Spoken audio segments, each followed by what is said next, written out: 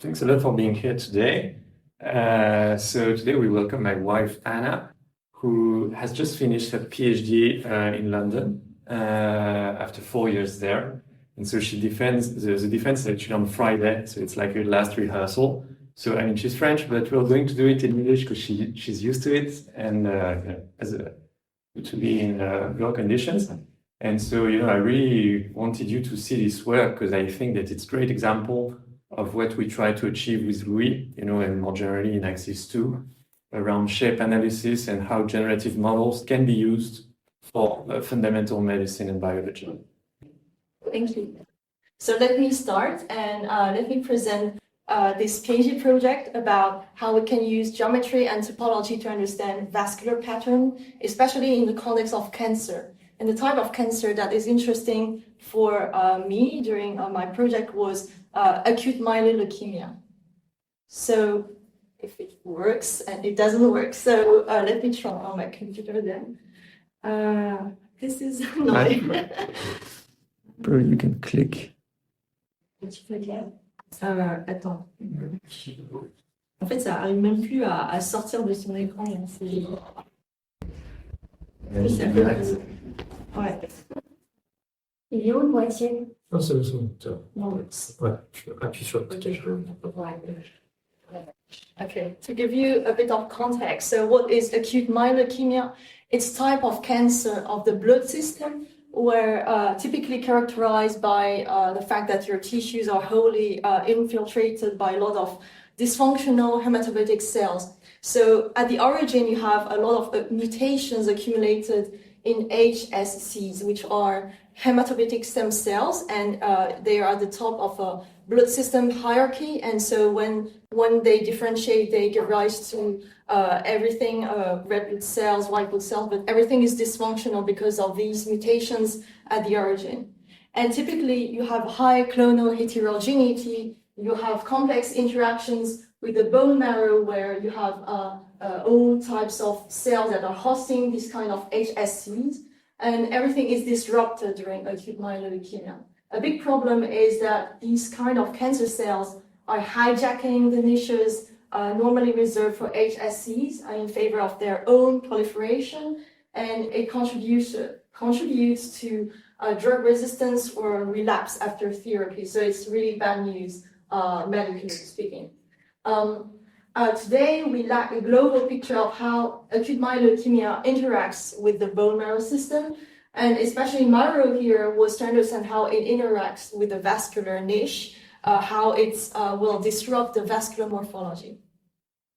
So to understand what happens, some biologists in my lab, they injected some cancer cells with various types of clones, with various types of conditions, into immunodeficient mice, and so they waited for the cancer to engraft its human cancer cells into mice. And after a while, depending on the stage of engraftment, they will cool the mice. And what we observe here is that when you start from a healthy stage and go towards later stages of engraftment, you notice that you have more disorganization of the vasculature. They observe leakiness, they observe increasing levels of nitric oxide. But in terms of vascular morphology, what can we say in terms of mathematical description of this system? Can we say that it's getting more heterogeneous, thinner, sparser, and so on?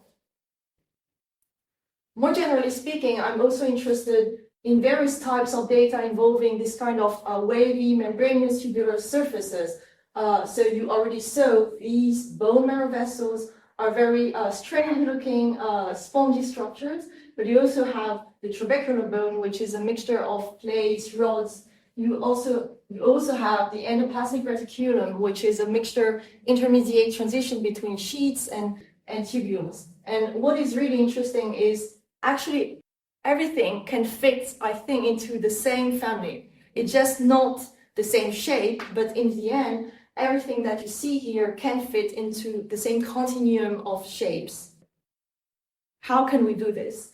So I'm gonna structure my presentation into 3 parts, the same way my PhD was somehow structured. So to start with, we can have a geometric model to, model and simulate this kind of power structures made of wavy surfaces, membranous surfaces.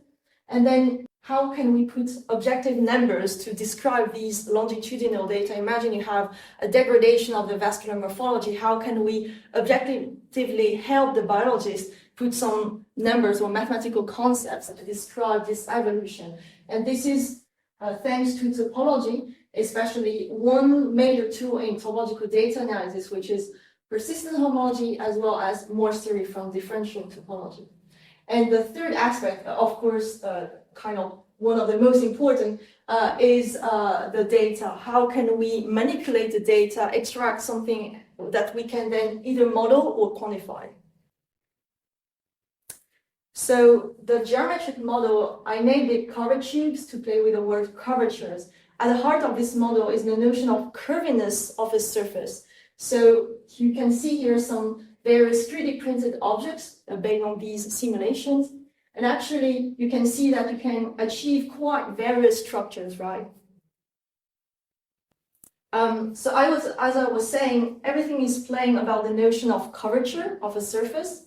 So especially surface energy. So imagine you are a soap bubble. Under the constraint of constant volume enclosed inside of the soap bubble, you are trying to minimize the area, and the shape you adopt in the end is a spherical shape. This is the perfect shape because it's minimizing the area under constant volume. But then you also have more complex functionals where you are having, for instance, the integral of the square of h being the sum of the two principal curvatures. For now, let's not delve into the details, but it's another slightly more complex curvature energies, as if your surface is now, instead of trying to minimize the area, trying to minimize something slightly different, and it makes it adopt this kind of shape. So still a sphere can be a local optimum, a global optimum actually, or other local optimums. And here you have even more complex energy, here called the Helfrich energy, and it's now involving a term, the Gaussian curvature, which is the product of the two principal curvatures. And what you can see is it has been used traditionally to model the shape of red blood cells in various conditions. You can extend your model to have even these kind of fuzzy shapes. On the side, we also have some literature on phase field models, where here is the functionalized Cahn-Hilliard model. And as you can see, it already can produce very interesting shapes ranging from mixtures of tubules, membrane and spheres, but it's not curvature based. And I want to develop some model that kind of generalizes these historical models. So how can we achieve this to obtain general 3D shapes? How can we do even more like wild looking shapes? And especially try to mimic bone marrow vessels. So the key idea behind the curvatubes functional is you just generalize, you just go slightly further than the Helfrich energy, and you obtain some integral of some second degree polynomial of the principal curvatures. So just what are the principal curvatures? For instance, for a cylinder, you will have one curvature being flat, being equal to 0 in this direction, but the other one will be related to the radius of the cylinder by 1 over r. This is the second capital 1, the first curvature actually. So basically the way you can obtain very interesting shapes is to control the appearance of your surface by saying your surface is a kind of very, very complicated soap bubble, but the way the soap bubble tries to distort itself is in effect to try to optimize this weird looking energy. So in the end, if you constrain it to, for instance, say, constrain the two principal curvatures to be close to some similar value, you obtain a bunch of spheres, which is logical because spheres have the same two principal curvatures. If you wanted to have cylinders, one of them you constrain it to be closer to 0 and the other one to be closer to 1 over the desired radius. So you play with these parameters inside of your energy, and you can obtain different looking shapes thanks to this. So here the contributions were kind of twofold. one was to notice you can generalize the previous historical models of curvatures, but the other one, not less important, is how can we encode this inside of the computer? How can we simulate such a model? So you have to actually use an approximation of the original problem. The original problem works with surfaces, but it's not very practical to work with surface meshes because you have parameterization problems. It's difficult to change the mesh if you encounter topological changes and so on. So instead, we use a diffuse interface. Basically, it's as if instead of having, okay, here you're inside, here you're outside, and here is the surface, you work instead with a functional so that the surface becomes the zero level set of that new function. Now, instead of having a function defined on the space of possible surfaces, you have a functional defined on the space of functions defined in the 3D domain, and especially with having this aspect. So these are called phase fields. And a great deal of work was figuring out what's the correct expression, trying to approximate the original problem. And in this form, it's easier to simulate on the GPUs. I also encourage you, of course, you can freely download the code on GitHub and play with it. So the algorithm is you feed some white random noise. I mean, it's just or whatever random noise. And then you try to descend the gradient flow. It's a h-1 gradient flow, which means you are conserving the mass. So in terms of the volume, you are conserving the enclosed volume inside of your zero level set, approximately. And what is interesting is if you manipulate the parameters hidden inside this phase field functional, you can converge towards different types of shape textures. So the expression of f epsilon is a bit ugly, but just believe me that this is approximating in the same sense of gamma limso, the original problem. So as output, you got the phase field, and then you can extract, of course, the surface, which is the zero level set. From the surface or directly from the phase field, you can also compute some interesting features. One of them is what we call the curvature diagram, is the distribution of the two principal curvatures. You pick a point at random on your surface, you look what are the values of kappa 1, what are the values of kappa 2, the values of the couple, and then you plot it as a dot. And of course, if you have more curvatures at some value, then you have a higher density. So this somehow is a description of the distribution of your curvatures on your surface. Another descriptor, I will talk about it later, is called the persistence diagram, but you can also compute other features, of course. I'm showing here a bunch of basic simulations. Typically, you can have spheres, tubules, membranes. Each time you can monitor their aspect and texture with these diagrams. For instance, here, typically, you have high concentration of points here, which means that most points have kappa 2 equals to 0, which is typical of cylinder, but kappa 1 will be 1 over the radius that you are constraining here. So you can kind of read off the texture from the curvature diagrams.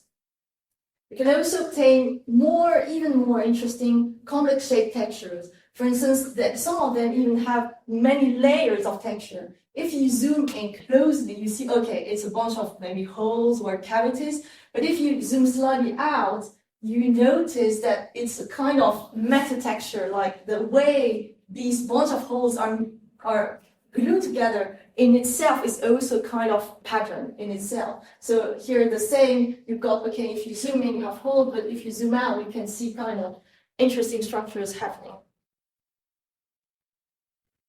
This model is actually easy to adapt, and it's easy to use in the sense that it's kind of pseudo-continuous. If you change slightly the generation parameters that were hidden inside of your phase field functional, you can actually obtain slightly different but still related shapes. And it's also reflected in terms of their curvature diagrams. It's a kind of interpolating them. So here what I did is I fixed 4 corner generation parameters, used exactly the same random initialization as start, and then waited for the phase field to converge each time. And you can see that it's exactly like kind of intuitively interpolating between shape textures and also shapes here.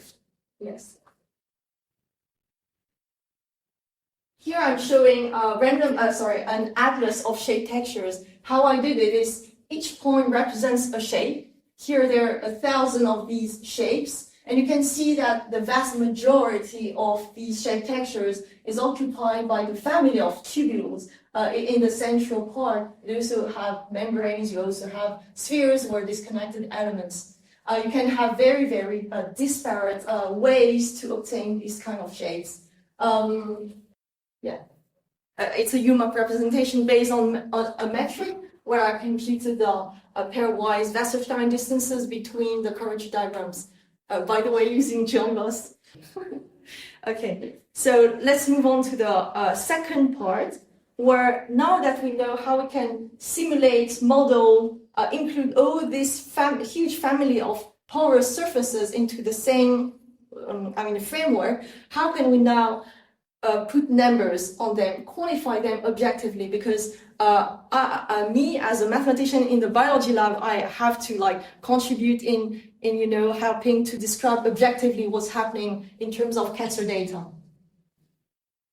At the heart of persistent homology, which is the key tool in one of the key tools in topological data analysis, we use persistent homology to describe the evolution of topological features inside of some data. So imagine you start with some point cloud, and imagine that on top of this point cloud, you have a way to build a nested sequence of growing spaces on this point cloud.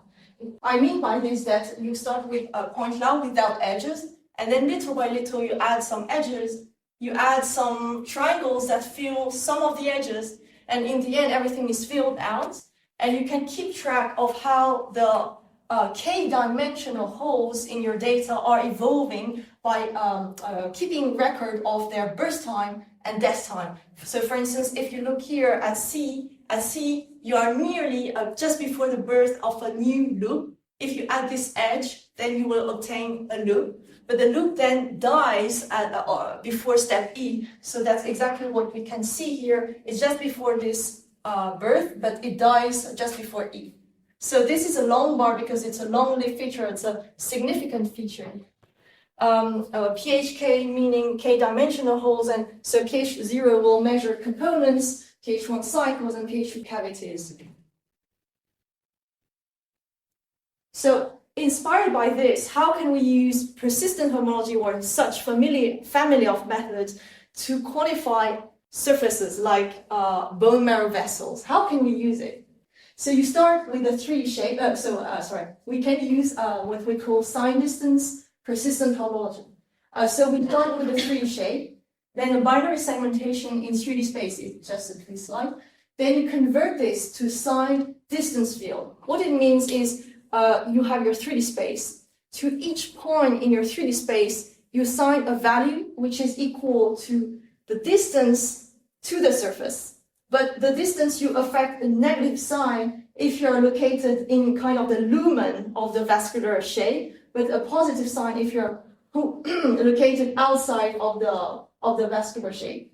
So typically, when you consider the sublevels of this sign distance field, you start with nothing, there's nothing, but then little by little you obtain some disconnected bits of shape that start to appear because you're deep inside of your vascular shape. But then later on in the filtration, you start connecting these little bits of shape, and then you start forming loops. But then later in the filtration, the loops die little after one after the other, and in the end, the whole cube gets filled, so every feature has been killed, kind of. And then you can keep track of these this evolution into 3 persistence diagrams: the components, the loops, and the cavities of your evolving shape here. So that's exactly the output of SDKH.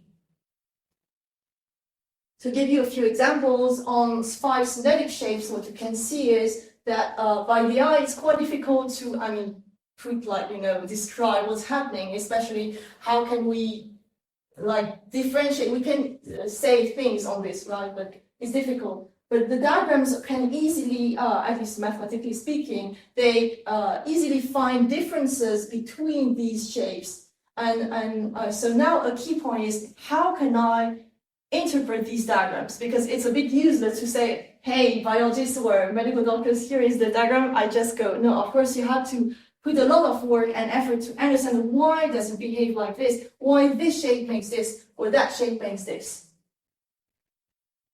So this is where I put a lot of work into a theoretical investigation of the method in order to come back with some interpretable, description of these diagrams. So kind of the setting where I'm here is that, okay, the SDPH method is not something new. I didn't propose it first, but it appeared already in various other settings. Here, what we can do is consider distances to smooth surfaces. We are considering everything smooth and not just discrete. And somehow we're just saying, okay, your vascular system is bounding a bounded domain in your space. And then I'm just formalizing a bit the problem. So here, actually, it's an abuse because this doesn't exist yet. The precision diagrams are not defined even yet. Very important mathematical questions I have been investigating in my project are these diagrams even well-defined in the sense of is the persistent module even decomposable? How to interpret then the SDPH diagrams? What do they qualify in shapes? And the key notion behind everything is the notion of critical points. This is a bit not intuitive for non-mathematicians, but let me try to give a bit of intuition. So why critical points? So actually, we've got a theory called smooth Morse theory, which gives the link between the evolution, the topological evolution of when you take the sublevel sets of some smooth function, you can relate it to its critical points. So smooth Morse theory is about giving the link between the persistence diagrams of a function and its critical points. It will be studying especially the notion of non-degenerate critical points around which you have a normal form, and typically it looks like this kind of wavy landscape where you have valleys, peaks, and also mountain passes. So Morse theory says if you have a non-degenerate critical point of index 1, then imagine you are increasing the level of the water around this critical point. What happens is it says just before and just after you are passing the critical value, topologically, when you are after, it's equivalent to what happened before, plus you are attaching topologically a lambda dimension, one-dimensional handle. In that example, you're saying either in terms of persistence now, either you're creating a new loop or you're killing pre-existing components. So that's either a birth or a death in terms of your barcodes, the persistence diagrams I was showing earlier. What can I say next? Okay, the problem here was that sign distance fields and distance fields, even those generated by smooth, CK smooth surfaces themselves as functions, they are not smooth. And so it will prevent us from directly applying Morse theory, blah, blah, blah, to explain what are the persistence diagrams. But so a lot of work was how we can investigate such functions, how we can generalize Morse theory. No need to read these slides for real, but I mean, it's just saying that, so I managed to extend the kind of classical results, saying, okay, if you encounter no critical value, nothing happens topologically, then when you, each time you encounter a critical value, you are attaching lambda dimensional handles. Here I'm just showing a few examples of what a critical point in terms of geometry can mean. And we also obtain, the same way as in classical Morse theory, I obtained some genericity results saying that you can apply such theory for nearly every type of shape. I also classified the critical points. So basically, it's investigating, okay, what does it mean to be a critical point of the sign distance? It means that you are, for instance, inside of a bomb, inside of an inflated tube, inside of an incurvated tube, I don't know how to describe this, or whatever. It's this kind of description, geometric description. So coming back to the SDPH diagrams, because we are interested in how to use SDPH diagrams to quantify the vessels for biologists.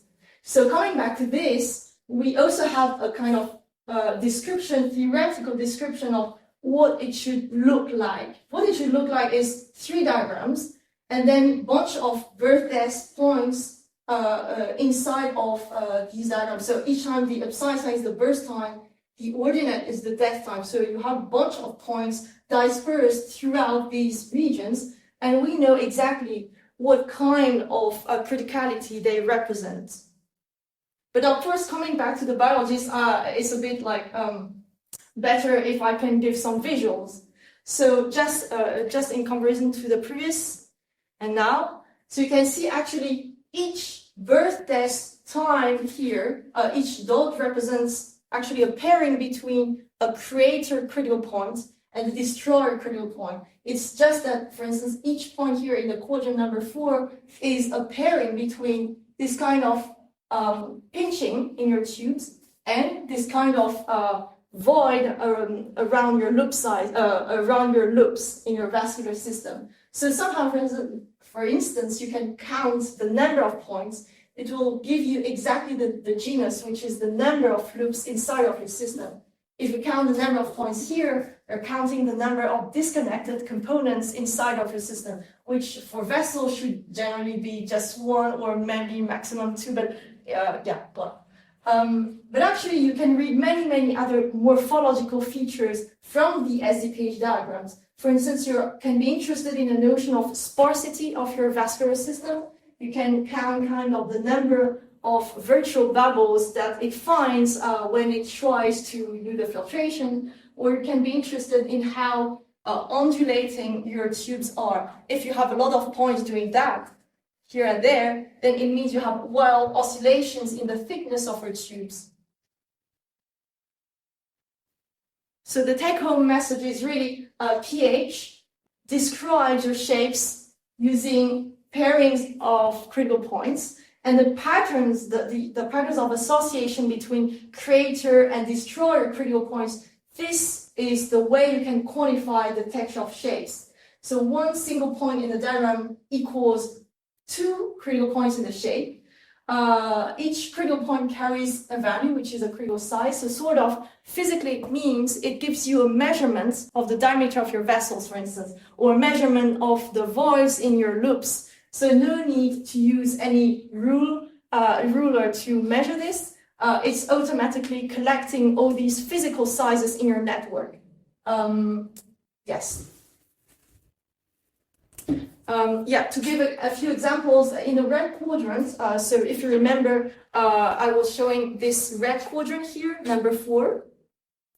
In the red quadrant, for instance, you can measure how heterogeneous the distribution, the loop sizes are distributed across your network. You see that from here to here to here, you have more and more variable sizes, and this is reflected as an increasing dispersion in the vertical direction of these loops. Each dot corresponds to a loop, and the death time corresponds somehow to the virtual size of the loop.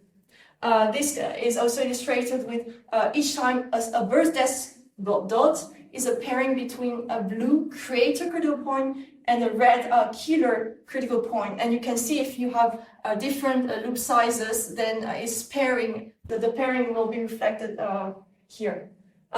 Here you've got a single virtual bubble cavity, and it can be reflected as a single dot here. So let's go to the last section, which is how we can apply these mathematical tools, concepts, whatever, on real data. So first, using curvatubes, you can do very interesting things because you can actually try to simulate various organic-looking or mineral-looking shapes, and do some simulations in this. But using TDA, what can you do? So what I did here is we've got a bunch of confocal data. We have like 30 of them. Each confocal data can be up to 300 gigabytes. So it's really very difficult to exploit. You have to extract bit by bit and then segment and so on. So I spend a lot of time figuring out what's a good segmentation method. The segmentation here involves two steps. One is an adaptive local thresholding like text extraction, and then how you can use Wilmore 3D reconstruction to reconstruct the 3D shape from 2D slices, even despite the noise. So now you understand how we can go from the original data to a segmented shape, and then from the segmented shape, you can compute the SDP diagram. For instance, here you've got three vascular samples at three different stages of engraftment. On the left, you've got a healthy vascular system, nothing in it, no cancer. Then in the early stage and the late stage, you have the percentage of engraftment at the bottom. So to the eye, again, it's really difficult to describe what's the difference between this, that, and the third one. Maybe the third one is slightly more different than the two previous ones, but again, to the eye, not obvious. However, if you compute the SDPH diagrams and convert them into density heat maps, say, then you can see still some differences that can be quantified. And actually, from each of these diagrams, as I was saying, you can collect the physical sizes, you can collect three types of thicknesses, three types of interstitial gap sizes, you can collect the undulation aspect ratio, loop aspect ratio, and so on, these kind of morphological features. But now, so returning to the diagrams. Real data is always a mixture of pure behaviors. The same way you have a signal and you try to decompose a signal into Fourier modes. The same way we can try to decompose a texture with variability, try to decompose a texture into pure modes of textures. How can we do it? So how can we kind of exaggerate and idealize this behavior in terms of diagram differences? So the way we can do it is, for instance, here, I'm decomposing all the texture over the whole that data set into three types of textures, A, B, and C, in white, dark, and light blues. And here are their related SDPH diagrams in heat map version. And so what I can say in terms of their morphology is that texture B versus texture A is typically more typical of thin vessels, androgenetic stage, small loops, dense network. However, for texture C versus texture A, you still have thin vessels, but also they are more heterogeneous, and the loop sizes are like varying wildly, and especially have a much sparser network. So this is the kind of quantities you can extract from the diagrams. What does texture A, B, C look like on the whole data set? So this is the way I obtain ABC actually. It's you consider the whole data, so each of them is one mini-vascular sample, and then I clustered their kind of, for each pixel, you are interested in what does the vessel look like around you in your neighborhood. For each pixel, you've got a small neighborhood, so you've got a grid of small neighborhoods, and you can extract local texture features and say, how can I cluster these local texture features in an abstract space of texture features?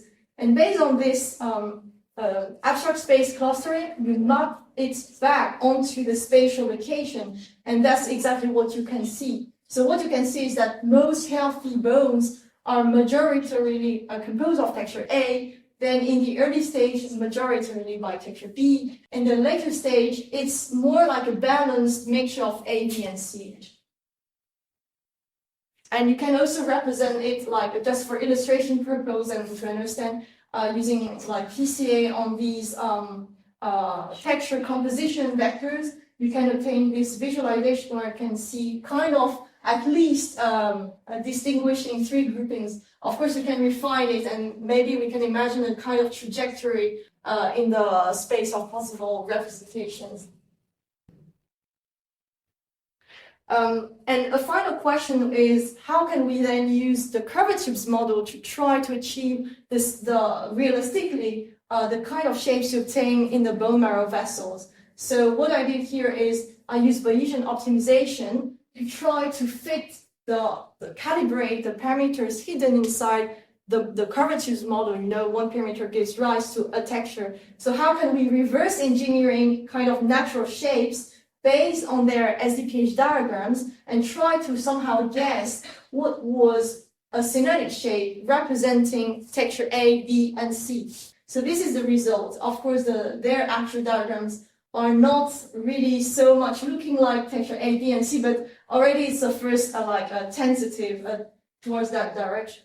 What's really interesting is that it confirms our intuition that the behavior of AML in terms of vascular morphology is far from being simple. It's far from being linear behaviors, but rather maybe a V-shaped thing or maybe something even more complicated.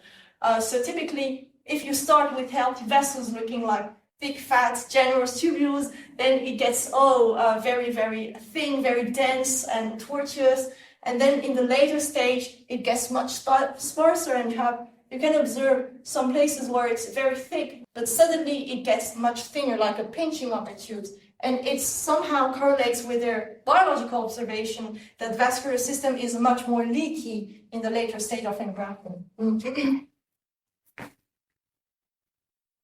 Yeah, so, and the final two concluding slides somehow is some other side projects I also did during the PhD. So in this project, they actually realized, maybe you can use curvatubes to make artificial living, like half-living systems. The reason is, every experiment I'm showing you involves a mouse that is suffering because we inject human cancer cells, then you have to sacrifice the mouse. So it would be great indeed to have a kind of controlled external artificial vascular system, and they plan to inject living cells and to see how they develop. So this is a very old prototype. I'm not showing the latest ones, but at least you can understand we can associate a mixture between control on the texture, on the patterns, and control on the structure, and associate both of these to obtain combined systems. So yeah, we can play with this. And also in another kind of secondary project, but very important as well, was how we can use persistent homology in general to detect significant features in general data like point clouds. Here I'm showing each point is a galaxy, and somehow using psychomatching, the thing is you have your point cloud, you resample your point cloud many times, so you have smaller like subsampled point clouds.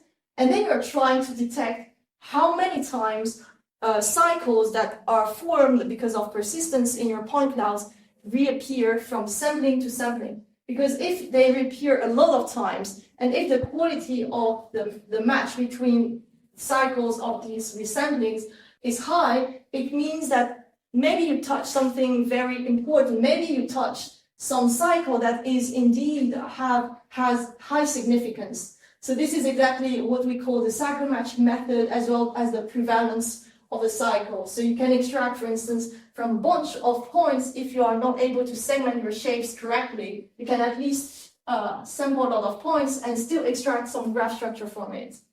To conclude, so thank you very much, and I think that we can do a lot of fun things combining all these scientific fields. Thank you.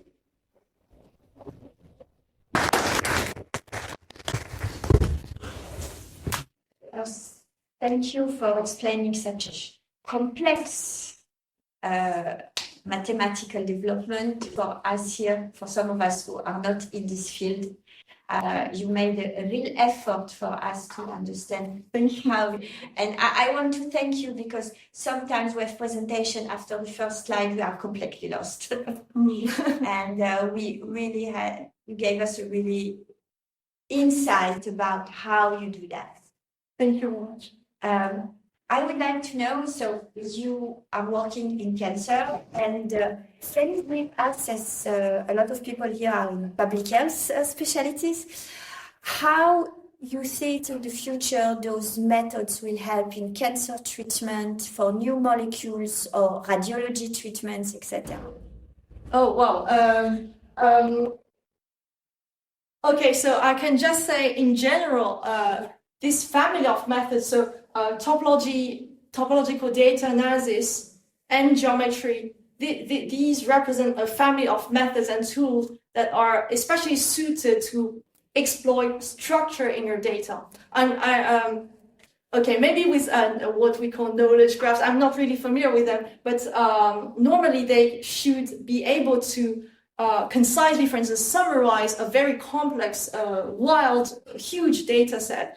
Of course, the final understanding is still on the biologist or the clinician's side, but at least using mathematics, you can extract features, interpret them in terms of structure, relationships,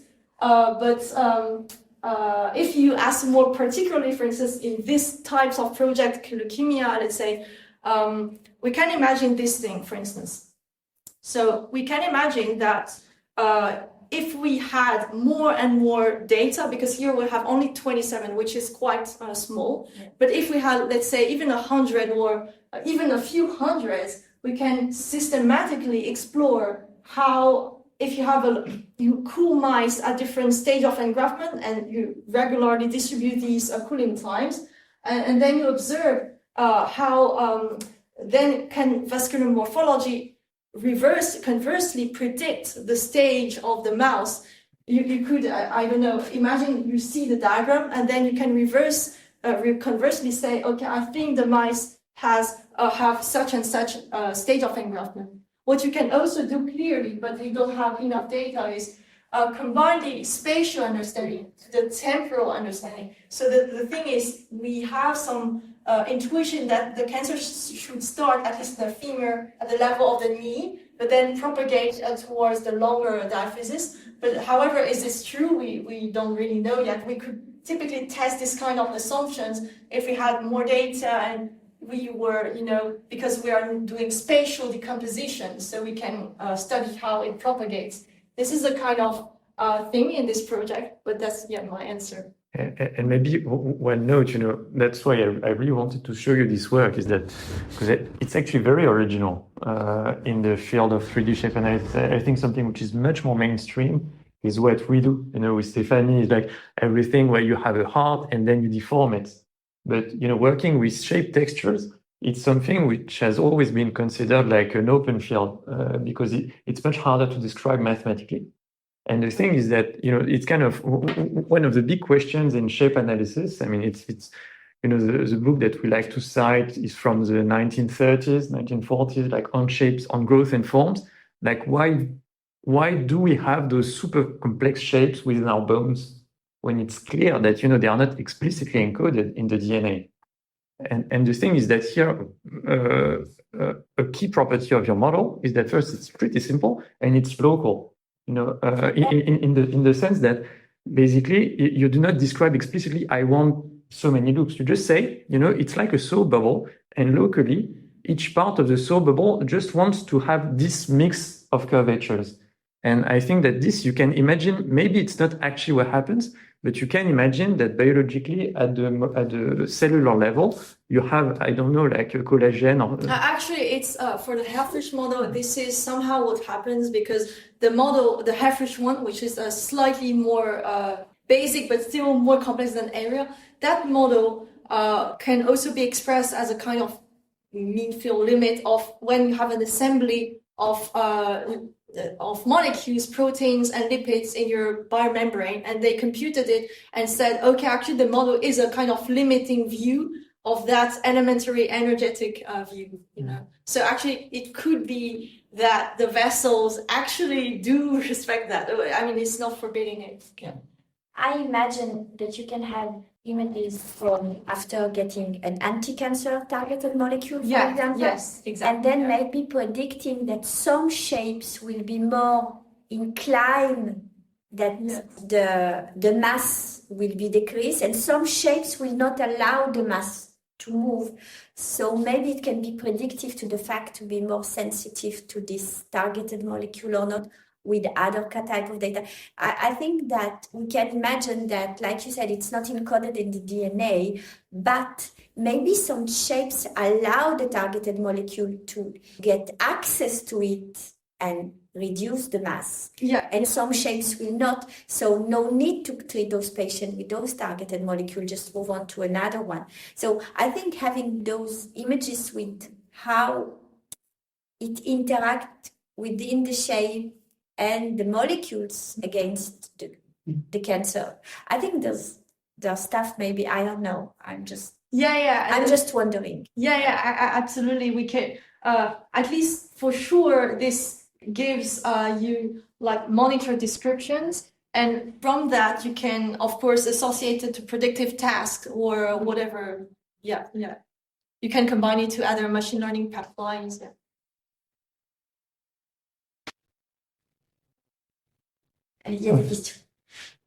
Yeah, thank you very much for the presentation.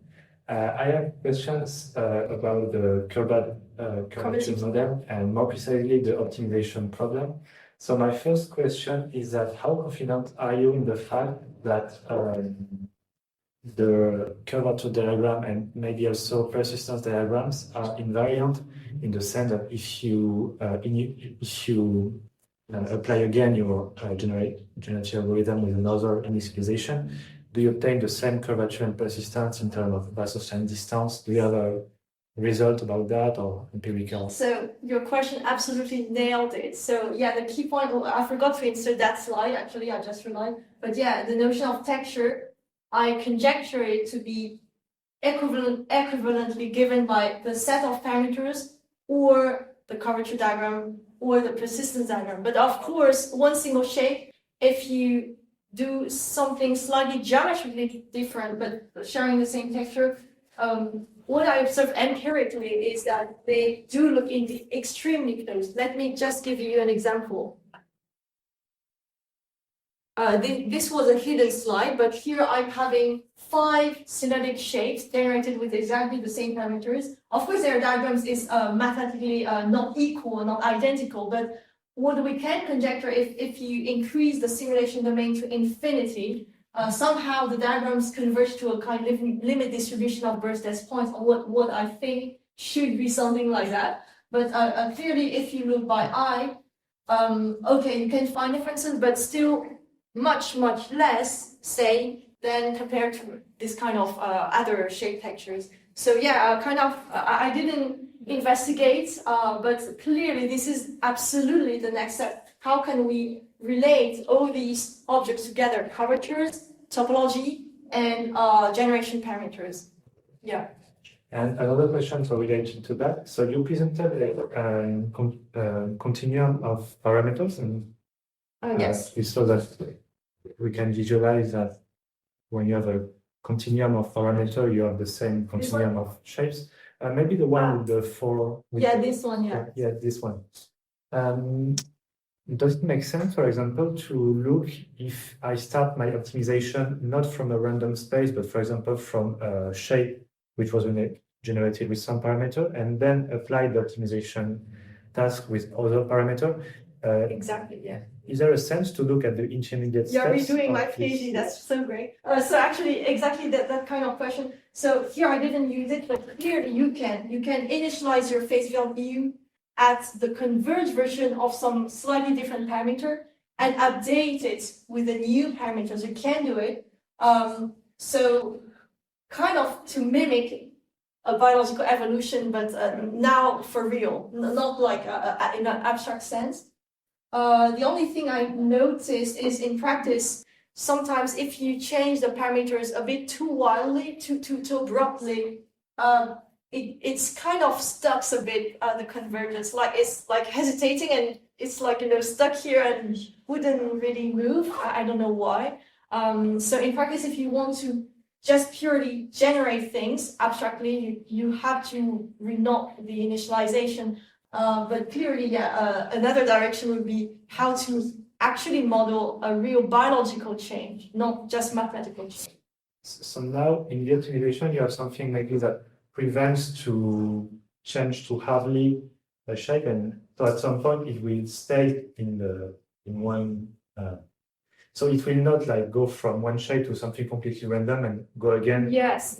No, it will not.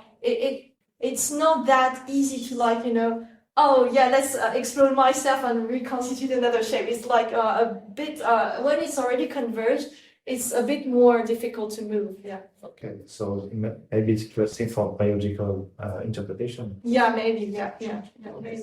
Thank you. Yeah, and maybe one question is actually how do you, because you explain quite well how you simulated the curvatubes images, but how do you actually compute the SDPH diagrams? Oh, very easy. Okay, so you've got a kind of binary representation of your inside, that like the lumen of your vascular system versus outside. You just feed this as a 3D image into either whatever cubical ribs or TDA, whatever, and then it considers it as a cubical filtration.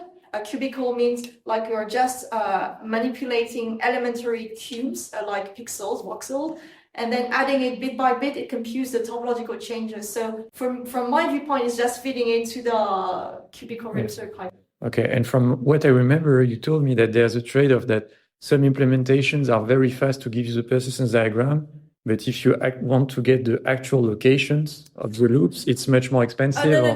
Actually, it's not additional cost. It's just that in Giotto TDA, by default, they will not provide it. But in cubical ribser, it's the same, like equivalent amount of time. It's just that they retain in their history the information of creator and killer critical points. Okay. Yes. And how long did it take, like for a 100 cube volume? 100 cubes. Like for something like that? It's a few quite minutes? fast. I don't know, maybe, fast in the mathematical sense, maybe 10 seconds Okay. or less, I don't know. Actually, what takes time is converting to sign distance field. Maybe I use the quite naive method. Okay. Okay. Yes. Here's an example of medical application. What is the real? Yes.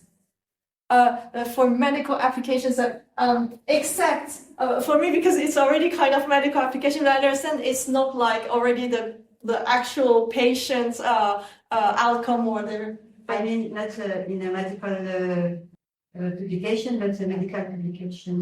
Depending on So at least. So we can use.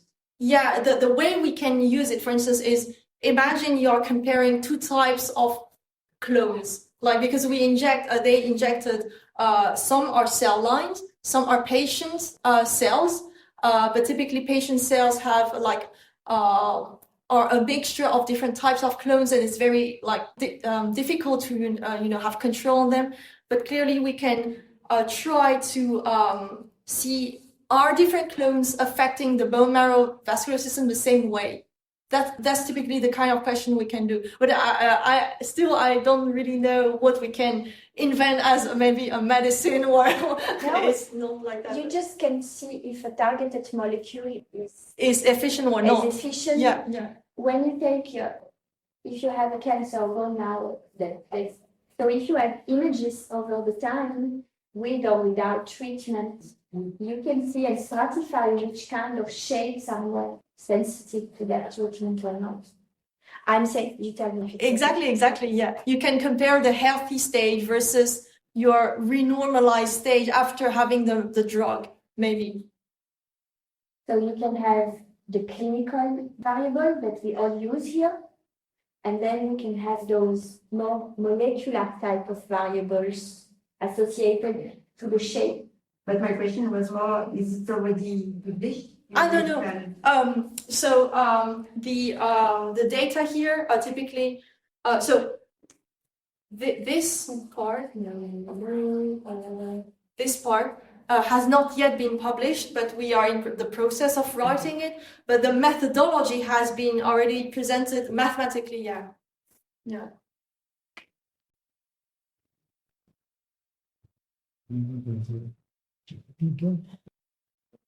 So I was doing question. So you told us that you were able to extract some features, so persistent graphs, but also, for example, curvature distribution. And I was wondering, are you able to discriminate shapes based on the curvature distribution? Like, defining like optimal transport distance and. Yes. Are you okay? Let me go. So your question is which of them is the best to kind of describe your shapes? Yep. So I mean, are you able to do it with the curvature distribution? And is it better than? Is it? I guess is a persistent graph better to estimate?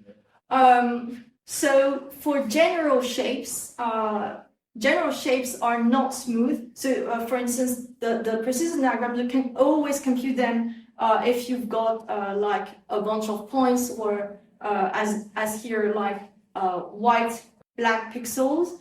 However, the problem of curvature diagrams is you can compute it only on smooth surfaces. If you have like Gaussian random fields, I'm not sure that they are. I'm not very acquainted, but I think they are maybe not smooth in terms of surfaces. But you can still compute these persistence diagrams on the Gaussian random fields shapes, which look very wild, very fuzzy, very But the curvature diagrams will only apply to these smooth surfaces. However, your remark is very interesting because a very recent work just reused this notion of curvatubes and curvature diagram, and they used a kind of dual deep learning method to try to do what I was doing, but using the diagrams here.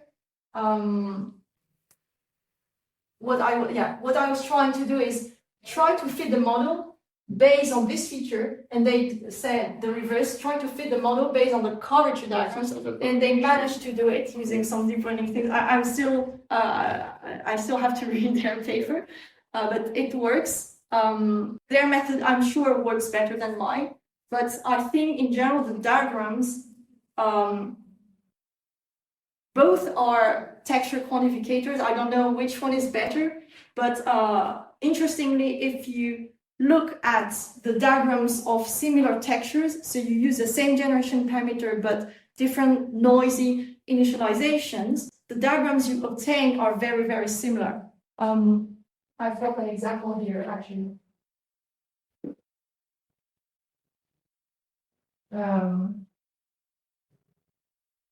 Here. So here you've got 5 curvatube shapes, exactly the same generation parameters. So supposedly the same texture, but geometrically they look very different. But in terms of topology, what the diagrams say is they indeed do look the same. They have the same patterns, topologically speaking. Yeah. You mean like if we were using the curvature, we wouldn't be able to differentiate them? No, I think that the curvature diagrams would also behave similarly. They would be similar across the 5 shapes. What do you think, though? How would you decompose the texture in different lines? Here, this one? Something correctly. Yes. Yes. It's ABC. How do you get them? Yeah. So what I did to obtain the ABCs is so each point now we are extracting the local and macro diagram related to the local neighborhood around that point, but for each point in space, we map all these. So you've got the collection of vectors, V1, V1, N. So you kind of consider a regular grid, a 3D grid. Everything is 3D. Just the representation is 2D, but you get a 3D grid, and on the center of, on each point, for each point, you are interested in what happens in the neighborhood. So this V1, V2, and 3. And then on the vectors V1 to Vn, you make a k-means clustering, and then you map, so you assign labels L1, L2, and L3. Then you map them back onto their respective physical locations, and you realize, oh, actually, it thinks that pixels here. Yeah. You have 3 classes, right? K-means. Yeah, you can take more than 3. It's just that here, I believe that because 3 is more than 2, so 2 would be like the intuition that you have a kind of linear evolution. 3 is slightly more, but if you use more, you can. Basically, it wouldn't change, for instance, in terms of the PCA, it would only slightly change the things, but basically we have 3 bags of samples. So I think 3 was like reasonable number here. But you could use 10 in all generality, you can use as many as you want, yeah. Well, no, so it was just exactly on this. It was just to be precise. So for every point in your volumes, you apply a window, and then you compute features. And what are the features? It's like a local persistence diagram or local curvatures. So what you got is you've got your point, your neighborhood, you compute SDKs, and then from your SDK diagrams, which I didn't have time to say, but you can still vectorize it even more. Typically, you will be interested in the mean small r being the type of critical point creating this kind of loop, where you can be interested in the variance of a big L, which is the type of critical size associated, and so on. So you've got a vector with 15 features, where you have undulation ratios, waviness aspect, that kind of morphological features. In fact, it was my questions. But to go further, because at the end you said that you were doing optimization on the persistent diagrams. Yes. So using some distance between persistent diagrams. Yes. And so I guess here you could also use directly the persistent diagrams to do clustering also. Actually, yes. I could definitely instead actually. The thing is, because I have millions of the points, I was just too lazy to think of something more tricky to deal with the original local diagrams. The best would have been this, but because I didn't have time, I just like reduced it to only 15 features. Yes. One other question. I didn't quite understand for the sign distance. Yes. I don't quite understand. How do you fix like the zero crossing model? It's by definition the points exactly on the surface. Yeah. Because it's a distance from X to S, the surface. But you minus if you're because S is supposed to be the boundary of some bounded open set. It's the boundary of omega minus. And you just say V is the distance to omega minus. So let me think for a second. What direction is it? So you've got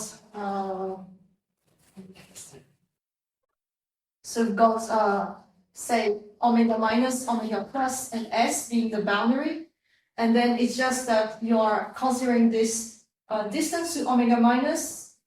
So here you are positive. Minus distance to omega plus. So if you're here, here is 0, but here is negative. So you're negative inside omega minus, and the 0 is exactly the place here. Okay, so when you are measuring dp dq, you're measuring where it. So you are growing something. You measure at what distance you are when you create the thing, and at what distance you are when it disappears, right? Yes, exactly. Okay. Exactly. Okay, thank you. So you must have oriented objects. Sorry. So you must have oriented shapes. Exactly, but by definition I'm only considering those settings where you've got a binary segmentation thing. So of course, open surfaces we cannot define sign distance. Well, we can, but here is the natural setting.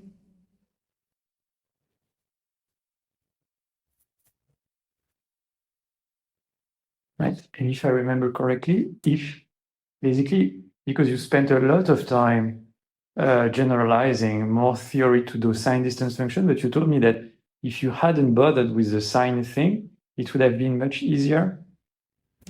You were always talking about mean time, max time, this kind of things. Like if you had a non-oriented object and you say, okay, screw it, I'm just looking at the distance to the reverse, set. the sign distance makes it smooth. Okay. Actually, the problem of the pure distance is this. The sign distance, you have this. When we cross, I mean, Okay. right, absolute value and x. Not very well explained. But Okay, so on the object itself, the sign distance is smooth, whereas the real the distance. pure distance function is not smooth across the boundary, but the sign distance is ck smooth, provided s itself is ck with k absolutely greater than 2, not just 1. I don't know why.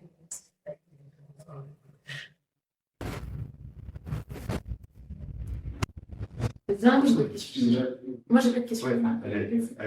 Last question on the application part. Like, so the main objective is that to fit the model, right? Yes. Using the distance on the homology graph. Actually, I'm using some heat map version of the diagrams. I'm cheating. So again, I'm vectorizing in another way. Here is just the heat maps is a kernel density estimation, but each point carries a weight, which is equal to the persistence, which is the lifetime of the feature, which is this minus width.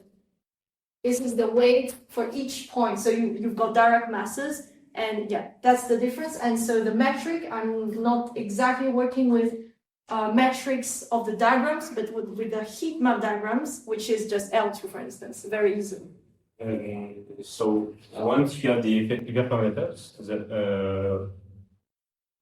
what do you? When do you? Is it? Do you define a distance on this hyperparameter? Like, what do you communicate to the biologist? Like the final score, like. Well, it's just that I say, because the biologist wanted to put visuals on what's happening, so it's just like showing some visual examples, but that in itself is not that useful. It's more like illustrative.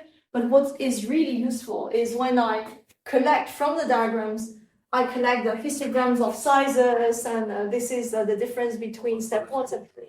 Like the morphological sizes was the thickness. You have 3 types of thicknesses, 3 types of gaps. Then you can compute the heterogeneity of loop sizes. You can give the numbers to them. So they are not interested in.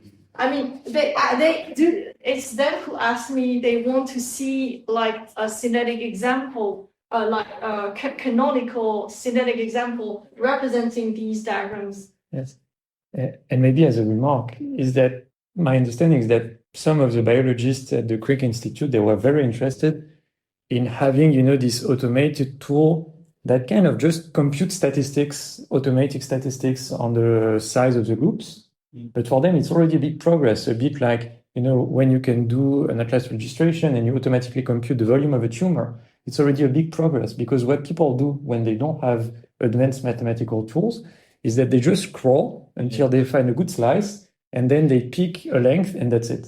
So that's what they were doing. They were just spending a lot of time scrolling and saying, "Oh, this group, it's this size, this size, this size, this size," and they feel bad about it because they think that they see that there's a lot of bias involved. Whereas here you have this kind of isotropic tool that does the job. Actually, not on our data set, but in another lab, they had some vascular images and.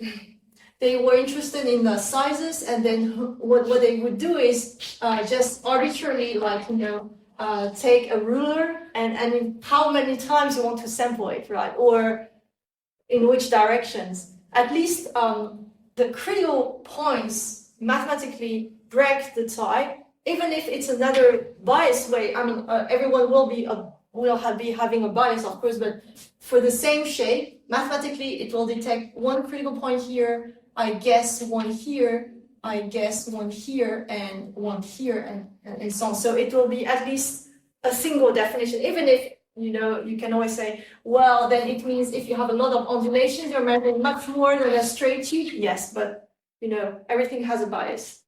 At least it's reproducible, and we're happy about that. Okay.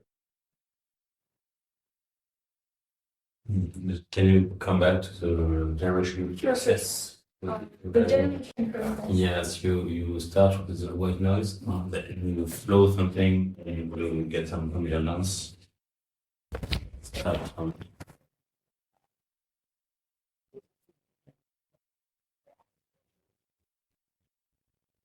Yeah.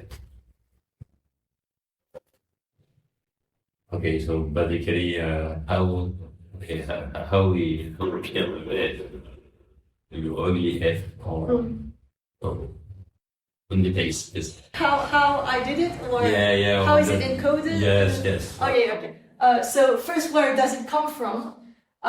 It comes from. I mean, I suddenly had the intuition I had to by comparing with.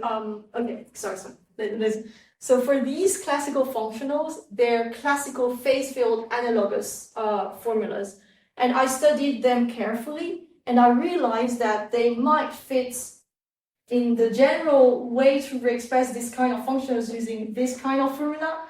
I don't know how it came to my mind, but it was like magic. And then it came, and then I rephrased this by using the assumption of hyperbolic tangent profile, which means that you are expressing your function u, the phase field, as a hyperbolic tangent of the sine distance. So it will just say that, how to explain it, that you will have this kind of smooth profile around the zero level set. And then I developed this formula so that with the diffuse curvatures that are exactly equal to the curvatures of your surface, but still under the assumption of hyperbolic tangent profile. And then I obtained this ugly formula. Basically, when you provide the persistent diagram you want to fit, so you back retrograde to the coefficient of your stuff, or I didn't use autograph. if I give you a persistent diagram, you say, okay, I'm able to sample some figure. Basically, yes, but not directly using autograd. Autograd is only here for generating the shape, but I used Bayesian optimization as a black box way to to optimize the parameter of it. Of the f epsilon, with respect to the features. Okay, so there is two steps. So the first one you fit, and then you can generate. Yeah. I have a question about it because you showed the different simulations with random initialization.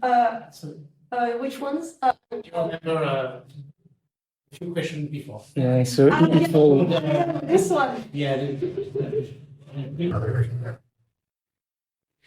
We asked so many questions.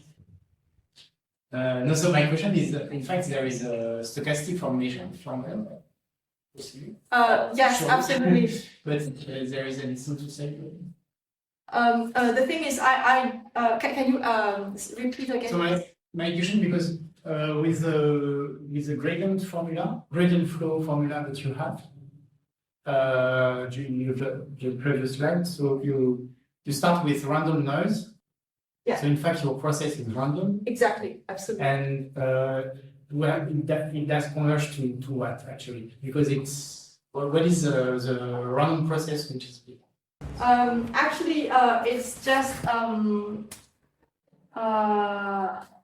I didn't even pay too much attention to this, which is bad. But actually, I just took I don't even remember exactly how I did it, but it's a kind of white noise.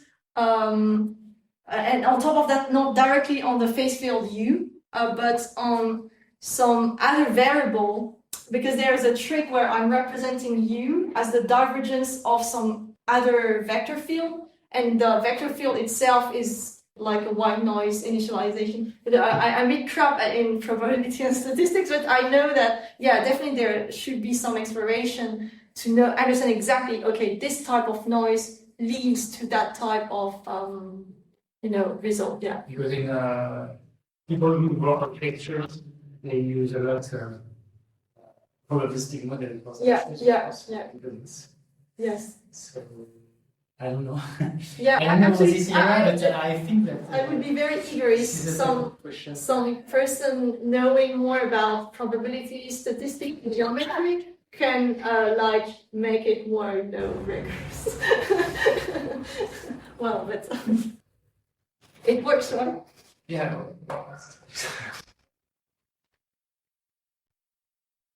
Okay. So I think we're good for with questions. So thanks again, Anna.